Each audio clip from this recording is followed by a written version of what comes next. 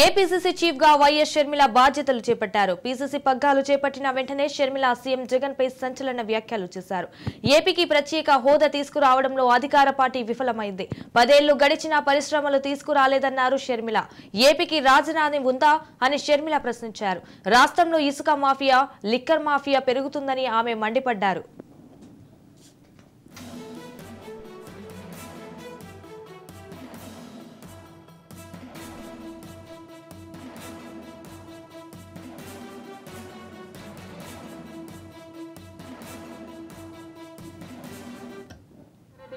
రెండు సార్లు ఇదే పీసీసీ పదవిని చేపట్టారు. మళ్ళీ 2 సార్లు రాజశేఖర రెడ్డి గారు ముఖ్యమంత్రిగా గెలిచారు. అదే పీసీసీ పదవిని, అంతటి బాధ్యతని రాజశేఖర రెడ్డి బిడ్డను నమ్మి వైఎస్ షర్మిలకు కాంగ్రెస్ పార్టీ, సోనియా గాంధీ గారు, రాహుల్ గాంధీ గారు, ఖర్గే గారు, కాంగ్రెస్ పార్టీ పెద్దలందరూ నన్ను నమ్మి ఈ బాధ్యతనివ్వడం రాజశేఖర రెడ్డి బిడ్డకు గర్వకారణం. మరొక్కసారి చేతులు జోడించి ఇంత బాధ్యతను, ఇంత నమ్మకాన్ని నా మీద ఉంచినందుకు మరొక్కసారి కృతజ్ఞతలు చెప్పుకుంటుంది రాజశేఖర రెడ్డి బిడ్డ. ఈరోజు ఒక్కసారి మీకు తెలియని విషయం కాదు, మీడియాకు తెలియని విషయం కాదు, ప్రజలకు తెలియని విషయం కాదు, కానీ గత 5 సంవత్సరాలుగా ఆంధ్ర రాష్ట్రంలో యువజన, శ్రామిక, రైతు కాంగ్రెస్ పార్టీ అధికారంలో ఉంది. అంతకు ముందు 5 సంవత్సరాలు తెలుగుదేశం పార్టీ అధికారంలో ఉంది. ఈ 10 సంవత్సరాలుగా రాష్ట్రంలో అభివృద్ధి జరిగిందా అంటే ఏమిటి సమాధానం? మన రాష్ట్రం ఏర్పడే నాటికి మన రాష్ట్రానికి ఉన్న అప్పులు 1,00,000 కోట్లు. చంద్రబాబు గారు ముఖ్యమంత్రి అయిన 5 సంవత్సరాలకి ఆయన చేసిన అప్పులు 1,00,000 కోట్లు. ఆ తర్వాత వైసీపీ ముఖ్యమంత్రి జగన్ రెడ్డి గారు చేసిన అప్పులు 3,00,000 కోట్లకు పైన. మొత్తంగా ఈరోజు అప్పులు 6.5 లక్షల కోట్లు. రాష్ట్రానికి చెందిన అప్పులు, కార్పొరేషన్లకు చెందిన లోన్లు, చెల్లించాల్సినవన్నీ కలుపుకుంటే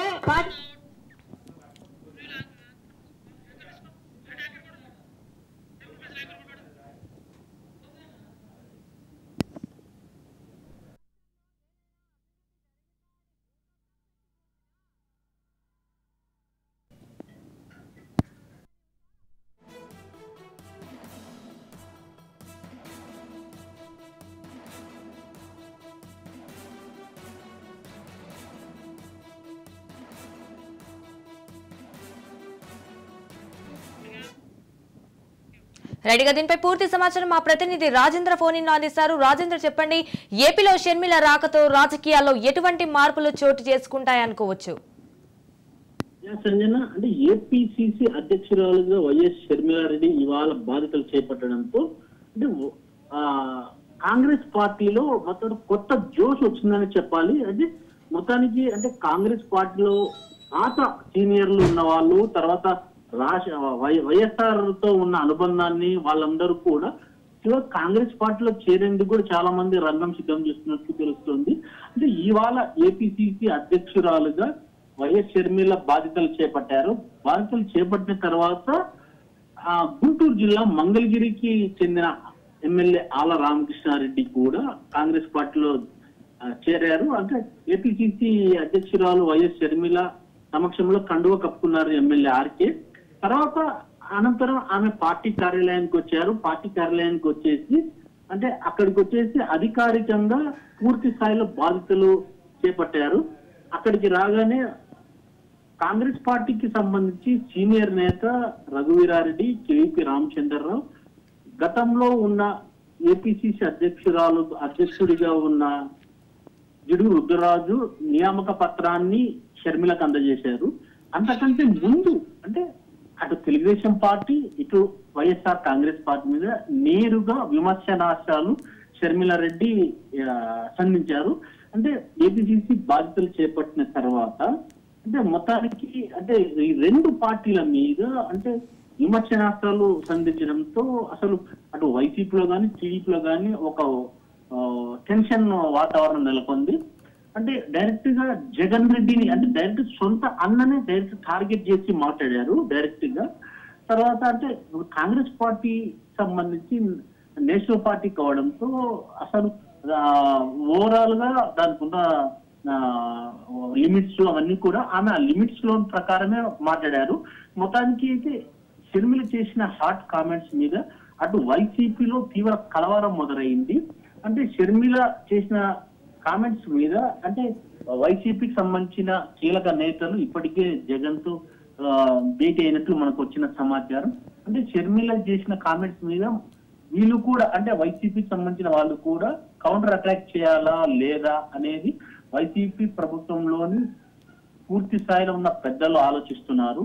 అంటే మళ్ళీ మీడియా సమావేశాలు పెట్టేసి ఏమైనా కౌంటర్ ఇవ్వాలన్నా లేదా అనేది కూడా అది ఒక కీలకంగా పరిణామం జరుగుతున్నట్టు మనకు వచ్చిన సమాచారం.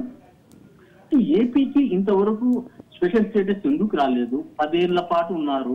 అటు టీడీపీ కానీ ఇప్పుడు వైఎస్ఆర్ కాంగ్రెస్ పార్టీ ఉన్న వాళ్ళు కూడా ఎందుకు స్పెషల్ స్టేటస్ తీసుకురావడం లేదు అనే విధంగా డైరెక్ట్ గా అటు టీడీపీని కావచ్చు ఇటు వైఎస్ఆర్ కాంగ్రెస్ పార్టీని కావచ్చు డైరెక్ట్ గా విమర్శనాస్త్రాలు సంధించారు.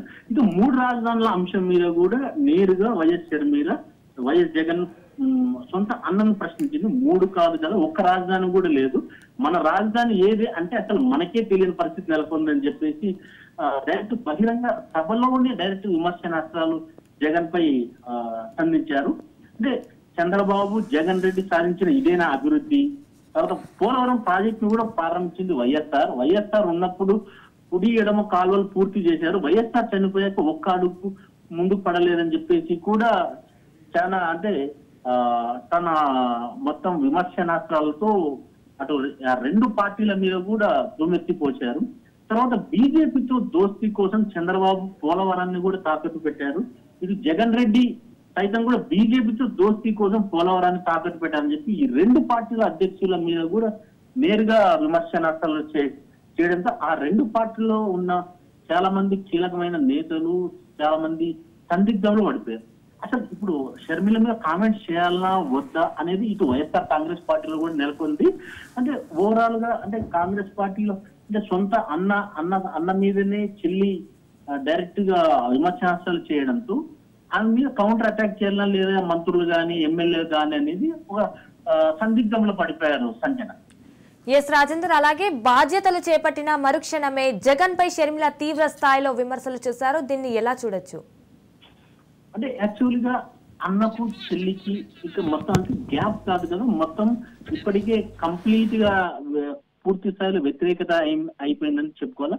ఇటీవల అంటే షర్మిల రెడ్డి కుమార్ రెడ్డి నిశ్చితార్థ వివాహానికి హైదరాబాద్ కు వెళ్ళినప్పుడు జగన్ కూడా అక్కడ కూడా అంటే ఫోటో దిగడానికి జగన్ పిలిచినప్పుడు కూడా అసలు ఆ షర్మిలతో పాటు తర్వాత బ్రదర్ అనిల్ కుమార్ కూడా అక్కడికి రాలేదు. అంటే ఒక అన్నను కూడా లెక్క చేయలేదనే విధంగా మనకు కూడా ఒక సంకేతం అనేది తెలుసుకోవాలి. అంటే వైఎస్ఆర్ ఆశయాలు అసలు ఆయన కాంగ్రెస్ లోనే నెరవేరాయి. వైఎస్ఆర్ మూలాలు కాంగ్రెస్ పార్టీలోనే ఉన్నాయి. వైఎస్ఆర్ ఊపిరి కాంగ్రెస్ పార్టీని. వైఎస్ఆర్ ను ప్రేమించే ప్రజలు ఆయన ఆశయాల కోసం నిలబడదాం, వైఎస్ఆర్ బిడ్డతో చేతులు కలపండి, ఆంధ్ర రాష్ట్రంలో మళ్ళీ వైఎస్ఆర్ ఆశయాలను సిద్ధింపజేద్దాం, నేను రెడీగా ఉన్నాను, మీరు రెడీనా అని చెప్పి నేరుగా అక్కడున్న కాంగ్రెస్ పార్టీకి సంబంధించి వచ్చిన కార్యకర్తలు కావచ్చు అభిమానులు కావచ్చు నేరుగా బహిరంగ సభలోనే షర్మిల అనడంతో మొత్తం అక్కడున్న లీడర్లు కానీ మిగతా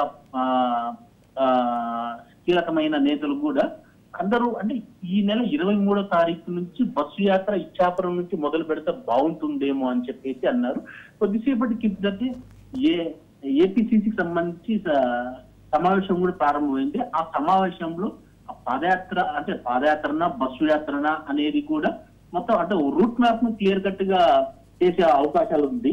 తర్వాత మణిపూర్ లో 2000 చర్చిల మీద దాడులు చేస్తే ఒక్కరోజు కూడా విమర్శ చేయలేదు జగన్ రెడ్డి. డైరెక్ట్ గా అంటే సొంత అన్న మీదనే డైరెక్ట్ గా విమర్శనాస్త్రాలు చేశారు.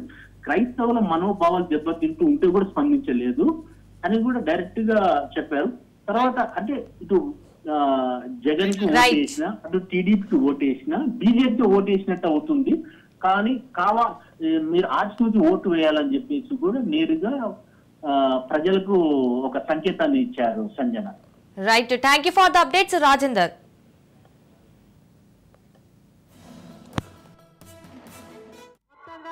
ఈరోజు అప్పులు 6.5 లక్షల కోట్లు,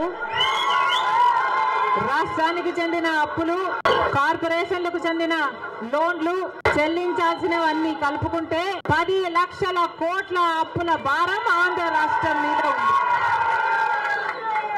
మరి ఇంత అప్పులు చేశారే, ఇన్ని డబ్బులు తెచ్చారే, మరి రాష్ట్రంలో ఏదైనా అభివృద్ధి జరిగిందా అని భూతద్దం పెట్టి చూసినా ఎక్కడా కనిపించదు. రాజధాని ఉందా? రాజధాని కట్టగలిగారా? రాజధాని కట్టడానికి డబ్బులు లేవు. కనీసం ఒక మెట్రో అయినా ఉందా ఆంధ్ర రాష్ట్రంలో?